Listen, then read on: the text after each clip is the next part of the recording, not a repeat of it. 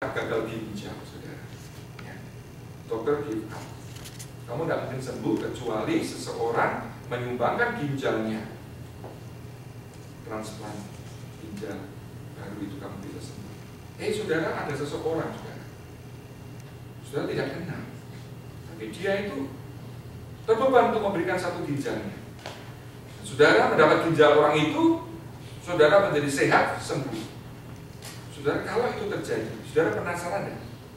Mau tahu siapa yang ngasih ginjal itu? Pasti penasaran kan? Saudara pasti dalam hati, aduh, orang kok baik ya? Kok mau ya ngasih ginjalnya? Saudara pasti merasa terdorong, saudara, untuk mencari tahu siapa orang yang begitu baik mau memberikan satu ginjalnya kepada saudara. Betul? Saudara, kalau kita tuh sudah merasakan Yesus mati untuk kita, saudara, tentu kita punya kerinduan untuk to know Him better.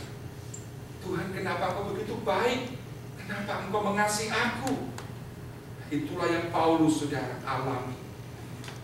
Aneh kelihatannya. Setelah dia menjadi rasul sekian tahun, masih di akhir hidupnya, dia masih mengungkapkan apa? I want to know Christ. Surat kepada jemaat di Filipi ini bukan ditulis waktu dia baru bertobat. Dia sudah sekian tahun melayani Tuhan, tapi dia, saudara, terus punya kerinduan. Aku ingin mengenal lebih dalam. Aku ingin mengenal lebih dekat lagi dengan Juru Selamatku. Yang menarik, saudara, di bahasa Inggris tidak dibilang I want apa? I want to know about Christ. Bukan. Lainnya, about Christ. Paulus tidak bilang I want to know about Christ, tetapi dia bilang I want to know Him. I want to know Christ personally, intimately, and experientially. Nah, itu, saudara, yang harusnya juga menjadi kerinduan kita. Nah, lalu bagaimana cara mengenal Kristus? Menarik sekali kalau kita baca dua ayat sebelumnya, ayat 7 dan 8 ya. Mari kita kembali lagi Filipi 3 ayat 7-8. Tetapi apa yang dahulu merupakan keuntungan bagiku, sekarang apa? Ku anggap rugi karena Kristus. Saudara, istilahku anggap atau I consider atau I count itu 3 kali disebutkan di 2 ayat ini. Kalau saudara mau pay attention, ini menarik untuk kita lihat ya. Dia bilang, karena aku ingin mengenal Kristus lebih dalam lagi, lebih dekat lagi. Apa yang harus aku lakukan? Apa yang dulunya menjadi kebanggaan bagiku, itu aku anggap rugi. Kebanggaan apa saja? Coba kita baca ayat sebelumnya. Mari kita baca ayat keempat ya. Ayat keempat di pasal ketiga, masih pasal yang sama. Sekalipun aku juga ada alasan untuk menaruh percaya pada hal-hal lahiriah. Jika ada orang lain menyangka dapat menaruh percaya pada hal-hal lahiriah, aku lebih lagi. Disunat pada hari ke-8 dari bangsa Israel, dari suku Benyamin. Jadi keturunan saya, saudara. Orang Ibrani asli. Saudara, ada orang Yahudi itu campur ya. Makanya jangan saudara kaget hari ini ada orang kulit hitam, saudara, tapi orang Yahudi. Ya, karena sudah campuran, saudara ya. Paulus dia bilang asli. Jadi dari keturunan itu tidak pernah bercampur dengan bangsa lain, murni Yahudi, saudara. Lalu dia bilang apa lagi? Tentang pendirian terhadap hukum Taurat, aku orang Farisi. Sudah tahu orang Farisi? Seringkali orang Farisi dipandang negatif, tapi sebetulnya, saudara, mereka itu orang-orang terhormat secara apa? Ukuran agama, karena mereka ini orang-orang belajar Taurat sungguh-sungguh, orang-orang yang tekun berdoa setiap hari 3 kali sehari, setiap minggu 2 kali berpuasa. Mereka ini orang-orang yang terhormat, saudara. Tidak gampang menjadi orang Farisi. Paulus masuk menjadi orang Farisi. Tentang kegiatan aku penganiaya jemaat, dan dia tidak bisa terima orang-orang Yahudi menjadi orang Kristen. Lalu tentang kebenaran dalam mentaati hukum Taurat. Bagaimana? Aku tidak bercacat. Itu berarti saudara semua tuntutan dalam hukum Taurat saudara dia penuhi. Ini luar biasa. Dia bukan sekedar orang Yahudi abangan saudara. Betul-betul taat, lakukan itu perintah-perintah di dalam Taurat. Tapi saudara dia bilang apa di ayat 7?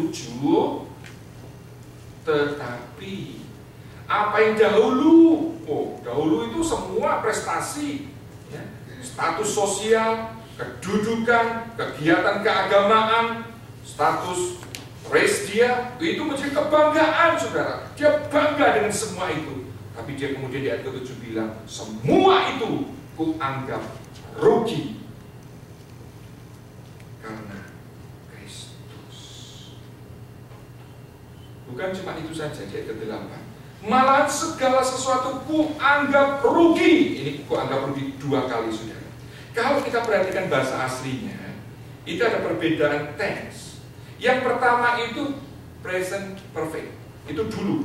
Waktu dia pertama kali mengenal Kristus, semua kebanggaannya itu dia buang saudara, dia anggap rugi. Tapi di ayat ke-8 itu present tense saudara. Sampai hari itu dia menulis surat Filipi setelah sekian tahun dia mengikut Tuhan. Dia masih, karena tadi untuk lebih mengenal Tuhan, dia anggap terus setiap hari kebanggaan-kebanggaan manusiawi, kebanggaan duniawi itu dia anggap rugi. Lalu saudara, di ayat ke-8b juga dilanjutkan lagi. Karena pengenalan akan Kristus Yesus Tuhanku lebih mulia daripada semuanya. Oleh karena Dialah aku telah melepaskan semuanya itu dan menganggapnya sampah supaya aku memperoleh Kristus.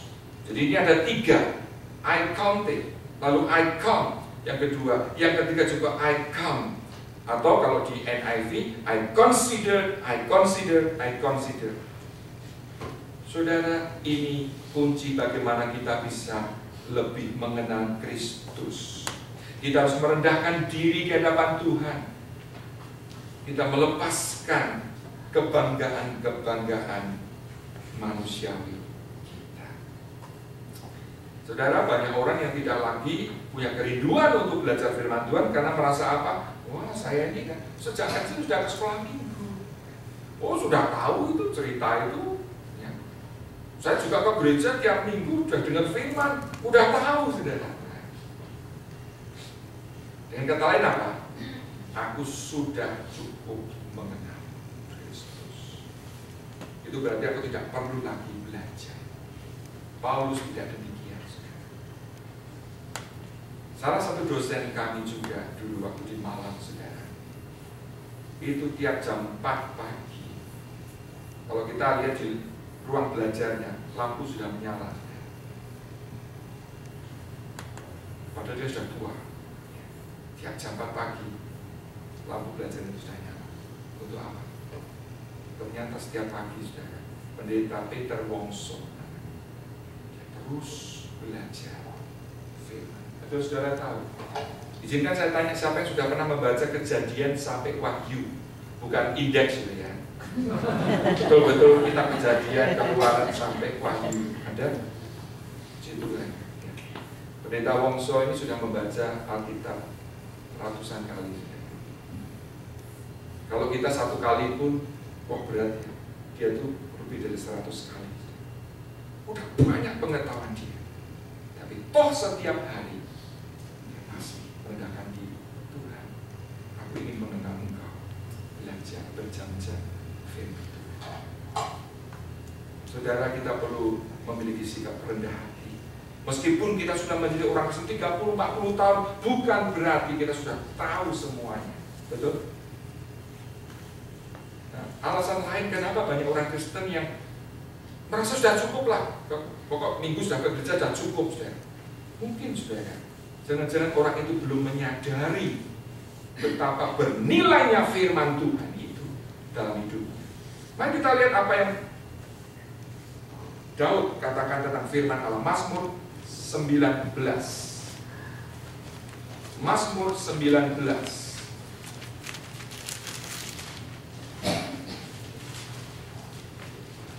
Mulai ayat ke-8 sampai 11.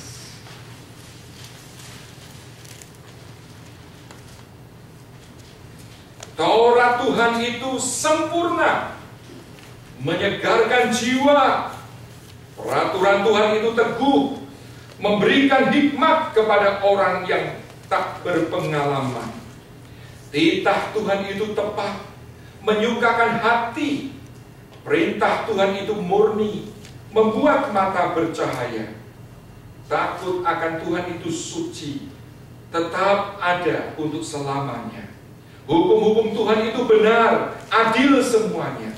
Lebih indah daripada emas, bahkan daripada banyak emas tua, dan lebih manis daripada madu, bahkan daripada madu tetesan dari sarang lebah. Saudara, kalau kita sudah sampai mampu melihat firman Tuhan itu seperti Daud melihat firman Tuhan, seperti Rasul Paulus melihat firman Tuhan, maka kita dengan sendirinya saudara akan ada kerinduan, saudara. Oh, ternyata firman Tuhan itu begitu indah, sempurna, menyegarkan jiwa, lebih berharga dari emas, lebih manis dari tetesan madu. Begitu kita rindu, saudara, belajar lebih dalam, supaya apa? Kita juga makin bisa merasakan kasih Tuhan, dan kita juga bisa lebih mengasihi Dia. Saudara, sayang sekali kalau orang Kristen sudah sekian puluh tahun lamanya mengikut Tuhan, tapi masih belum tahu bahwa apa yang dilakukan itu menyakitkan hati Tuhan, atau menyedihkan hati Tuhan, atau mengecewakan hati Tuhan. Satu kali saudara menjelang ulang tahun sang istri, pagi-pagi dia bilang sama suaminya, "Papa, semalam tuh aku punya mimpi indah sekali." "Mimpi apa?" "Aku kok merasa di dadaku itu memakai sesuatu berkilau-kilau, bersinar indah gitu. Kira-kira arti mimpiku apa ya, Pak?" Suaminya bilang, "Nanti malam engkau akan mendapatkan jawabannya." Wah, istrinya senang, saudara. Suami yang responsif begitu ya. Ditunggu-tunggu, saudara. Kan suaminya bilang, "Nanti malam engkau akan mendapatkan jawabannya." Suaminya pulang sudah bawa bungkusan, saudara ya. "Ini untuk kamu," gitu. "Loh, apa nih?" "Ya, kamu kan tadi pagi cerita soal mimpi," gitu ya. Wah, berbunga-bunganya, saudara. Dibuka bungkusannya, isinya tafsiran mimpi. Kebangetan suami. Itu suami yang tidak peka ya. Mau istrinya mau ulang tahun diberikan buku tafsiran mimpi. Tapi bukankah itu yang sering menjadi kenyataan dalam kehidupan keluarga ya? Orang bisa menikah 10-40 tahun, tapi masih juga belum mengenal satu dengan yang lain, belum bisa mengerti apa yang pasangannya itu suka atau inginkan. Bahkan kadang saudara, namanya suami istri, tahu apa yang pasangan tidak suka, dia justru lakukan itu untuk membuat marah begitu ya. Ada suami misalnya, istrinya ini tahu ya, ada satu kata yang kalau suaminya itu dengar tidak terima, tapi waktu adu-adu itu pakai senjata itu, "Kamu si pengecut." Wah, saudara ya, kebetulan kata itu sangat peka marah, saudara. Saudara, kalau kita memang mau saudara lebih mengenal Tuhan kita, mari saudara, kita ambil waktu. Tidak cukup hanya minggu begini. Setiap hari kita perlu saat teduh. Setiap hari kita perlu lebih rindu mengenal Dia. Yang kedua saudara, mengenal apa? Kembali ke Filipi 3 ayat 10. Kalau tadi yang kugendaki ialah mengenal Dia, ya, Kristus. Yang kedua, mengenal kuasa kebangkitannya. Saudara, Paulus tahu kalau Yesus itu sudah bangkit, betul? Tapi sekali lagi, dia bukan hanya cuma tahu ya, Yesus bangkit,